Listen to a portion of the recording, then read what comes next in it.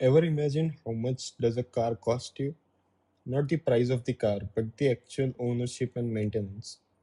Today I'm going to break down how much does the car like the Kushaq or the Taigun or the Creta Seltos, the Slavia Virtus and even Kylaq uh, cost you in just 1 year. What is the actual running cost per kilometer and how much money I have spent on this car in just 1 year. This excludes the cost of the car. I'm going to break down every single penny I have spent on running and maintaining this car. So, if you're planning to buy a new car or just bought one from similar segment, watch this video to the very end. So let's begin. A lot of content creators or vloggers they often tell their audience buy your favorite car in your young age, in your 20s, in your 30s. After that, you would become old, and there won't be much fun owning a car post your 40s and 50s. Emotionally speaking, this is a very valid statement, but the picture changes drastically if you look at it with a financial aspect, especially if you are coming from a middle class family and your entire household monthly income is not close to a six digit figure. This number may not be valid in all the cases, it is just my rough assumption. And this is why the decision of you buying a new car, especially in this segment, should always come from your brain and not from your heart. Of course, you can, provided you are financially very stable. So let's break down one by one all the cost and expenditures I did on the kushaq in 1 year. So the first one is your fuel expenses. This is going to be your single highest spent on your vehicle. Depending on how many kilometers your car is driven or will be driven, and how much fuel efficient your car is, this number may vary. Uh, in my case, you can see all the fuel refueling amounts I have documented throughout the year. And in my case, I spent 1,25,254 rupees on fuel alone. Uh, I kind of estimated around 1 lakh rupees for my fuel expenses even before buying the kushaq.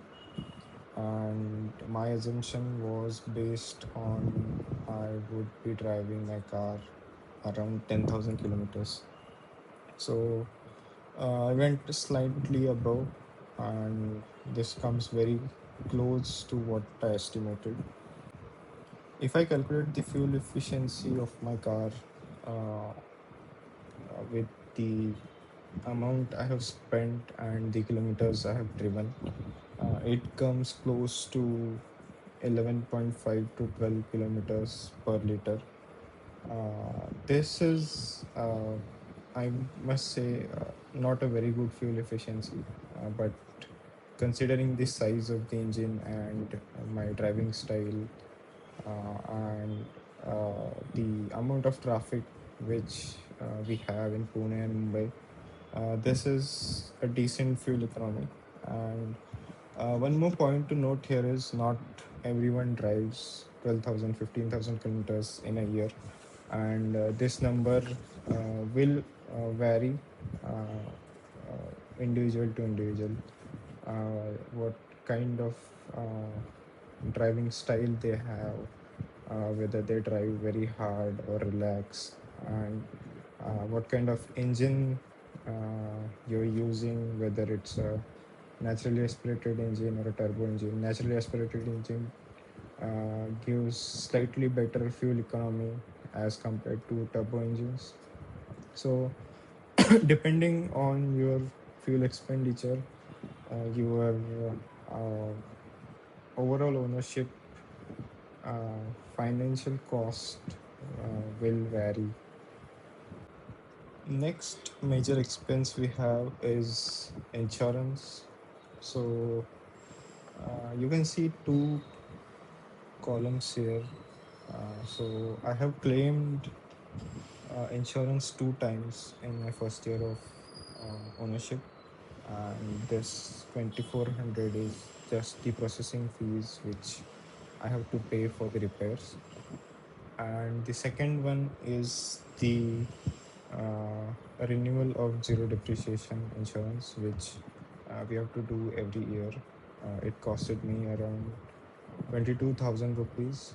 So again, based on your negotiation and the distance you have traveled or your odometer reading, this number will vary. Uh, you can bring it down up to 15, 16,000 rupees. Next major expenditure will be your service and maintenance. So your service cost, whether it may be once a year or twice a year, these things may vary. So in my case, I had to pay around 7,500 for service accessories for my kushaq, and this 4,080 rupees I paid for the floor mats which I added when I bought the car. Next up, I also got a 2-year service maintenance package from Skoda, which costed me 16,799. So if we consider 1 year costing, it's around 8,400. Next up, we also spent considerable amount on washing and cleaning our vehicle.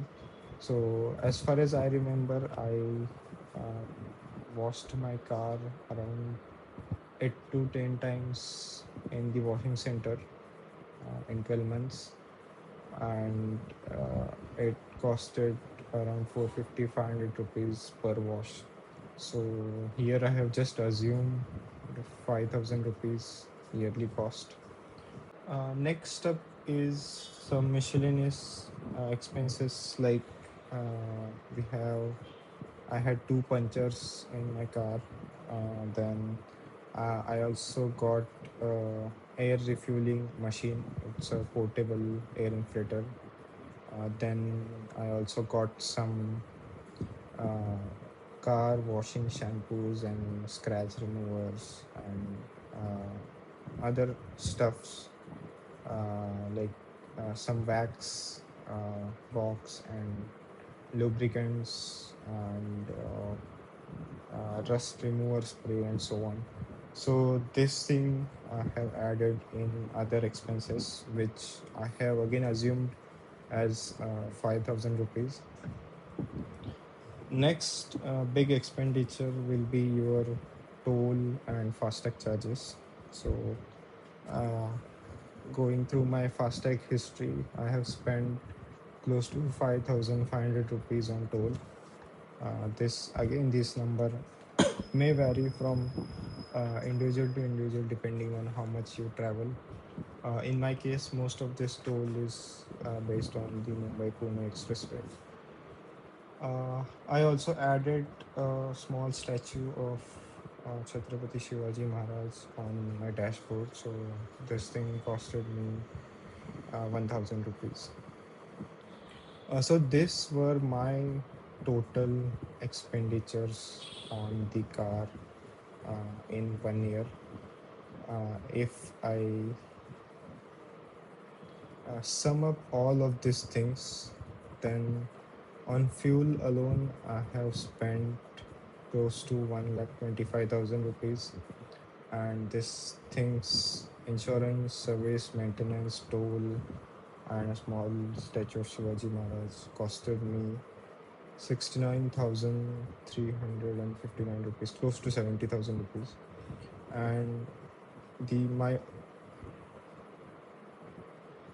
my overall total expenditures comes close to 1,95,000 rupees. Based on all the math we did above, if I calculate my running cost per kilometer, it comes close to 15 rupees 12 paisa, and if I calculate it on monthly basis, it comes close to 16,000 rupees. So there is a equential or a financial saying which I have come across when I was researching about buying a car, buying a new car. It says that your overall car expenses, including your fuel maintenance and your EMI, should not cross 15 to 20% of your monthly income. So, this monthly 16,000 rupees bracket should not cross, whatever this amount is in your case, should not cross 20% of your monthly income.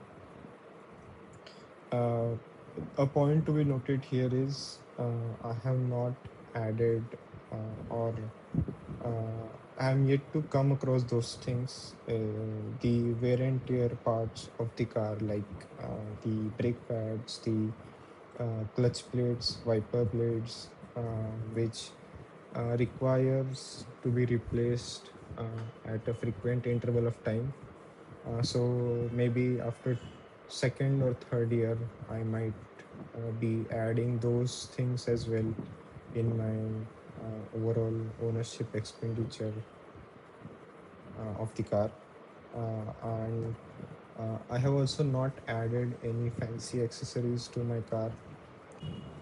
Your car is something which can drain you financially if you do not take into consideration the financial aspect or implication it will have before purchasing a new car or even a second-hand car.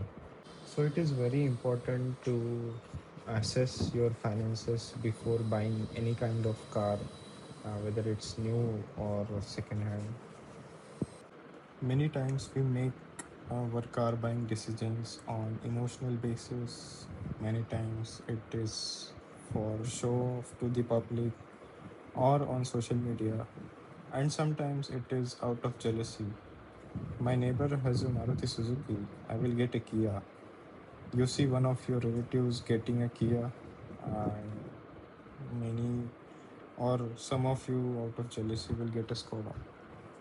Because buying a car has become very or relatively easy these days, you can literally loan your entire ex-showroom price of your car and bring a brand new car home just by paying the RTO, road tax, and other taxes. But what financial burden or implication comes after the second month when the EMI starts and you literally see your money draining out of your pocket is something many people do not take into consideration. So I hope this video was helpful, and if you have reached so far in the video, I hope this video helps make your car buying decision. And if you have already bought the car, then you can probably uh, assume the kind of expenditure a car demands, and probably you can cut down at a lot of places.